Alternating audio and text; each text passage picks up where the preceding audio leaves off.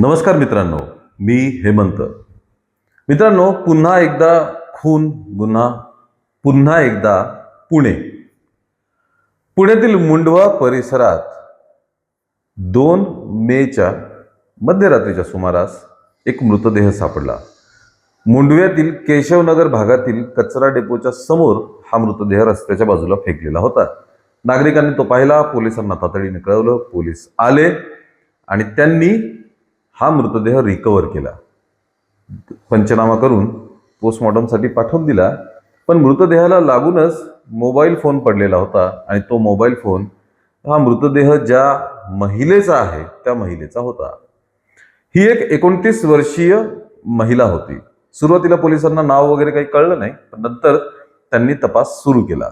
सर्वात मोठा तपासाचा आधार होता तिचा मोबाईल फोन, जो बाजूलाच पडलेला होता. पोलिसांनी तो अनलॉक केला. अनलॉक करून जेव्हा फोनमधनं माहिती काढण्याचा प्रयत्न केला तर असं दिसून आलं की तिने त्याच संध्याकाळी कॅब बुक केलेली होती.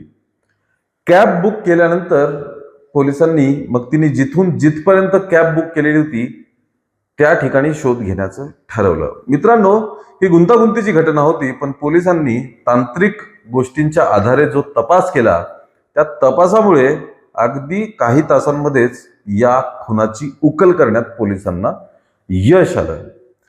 मृतदेह होता आफरीन पठाण नावाच्या 29 वर्षीय महिलेचा. ही महिला ब्युटिशियन होती, म्हणजे ब्युटी पार्लरमध्ये काम करत होती. त्याचप्रमाणे ब्युटी पार्लरमध्ये काम करता करताच ती घरी सुद्धा लोकांच्या ऑर्डर घ्यायची आणि घरी सुद्धा ब्युटिशियनची सेवा पुरवत होती.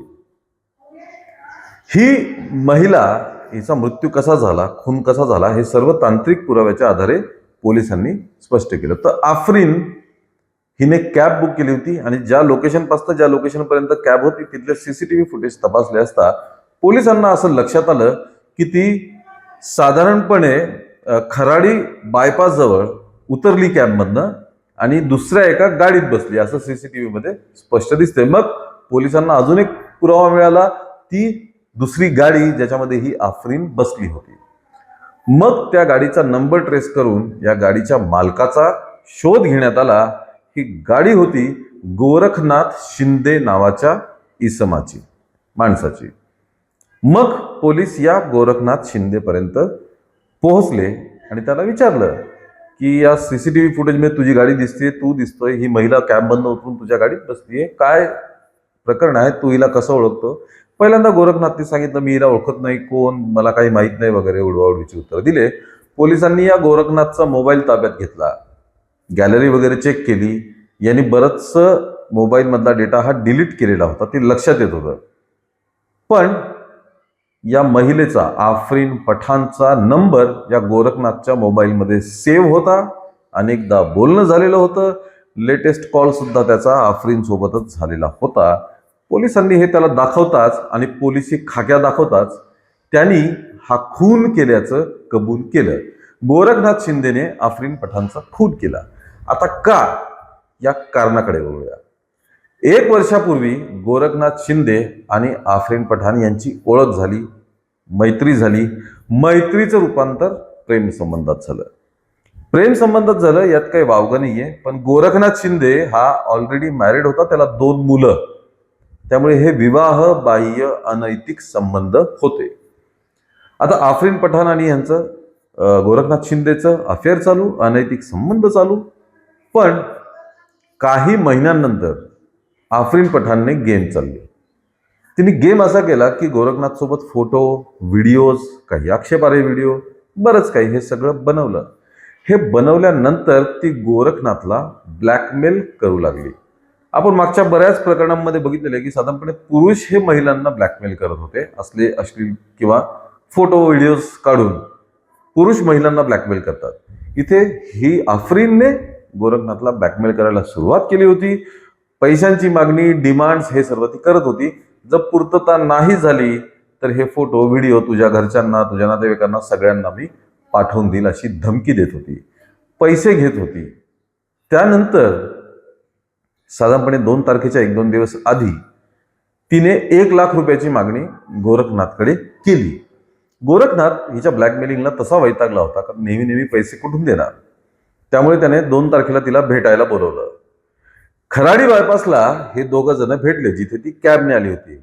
गोरखनाथच्या गाडीत बसले. गोरखनाथने सांगितलं की माझ्याकडे 1,00,000 रुपये नाहीयेत, मी 50,000 रुपये घेऊन आलेलो आहे, तू हे 50,000 घे.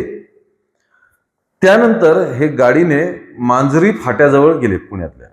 तिथे थांबून यांच्यात परत वाद झाला. आफरीन अडून बसली होती की तिला 1,00,000 रुपये पाहिजे. गोरखनाथ म्हणत होता माझ्याकडे 1,00,000 नाही, 50,000 आहेत. दोघांमध्ये वाद झाला, भांडणं झाले आणि त्यानंतर गोरखनाथने या आफरीनला कायमचा संपवण्याचं ठरवलं. गाडीतच त्याने तिचा गळा दाबला, गाडीच्या बाहेर काढून तिला गळा आवळला, हाताने दाबला किंवा दोरी किंवा इतर काही वस्तू त्याने वापरल्या. हे डिटेल पोस्टमॉर्टम मध्ये बाहेर येईल. पण तिचा गळा आवळून तिचा खून करण्यात आला.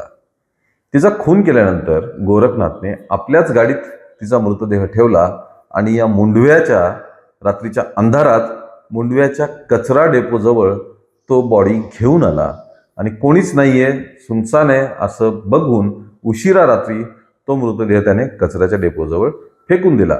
प्रथमदर्शनी ज्यांनी मृतदेह पाहिला त्यांना किंवा पोलिसांना असं वाटत होतं की कुठल्या तरी वाहनाच्या धडकेने ही महिला इथं पडली असावी आणि तिचा मृत्यू झाला असावा. पण पोस्टमॉर्टम रिपोर्ट जेव्हा आला तेव्हा पोलिसांना हे क्लिअर झालं की ही गाडीच्या धडकेने ऍक्सिडेंटमध्ये नाही गेली, तर हिचा गळा दाबून गळा आवळून खून झालेला आहे. तो खून या गोरखनाथ शिंदेने केलेला होता.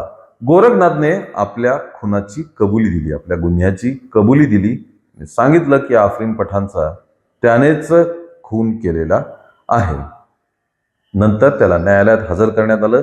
त्याच्यावरती खुनाचा गुन्हा दाखल झालेला आहे आणि सध्या गोरखनाथ हा रिमांडमध्ये आहे.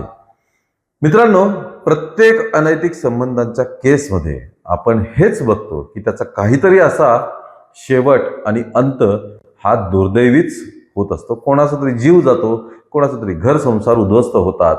त्यामुळे अनैतिक संबंध त्याला म्हणतातच अनैतिक, कारण ते नैतिक नाहीत, म्हणूनच ते अनैतिक असतात.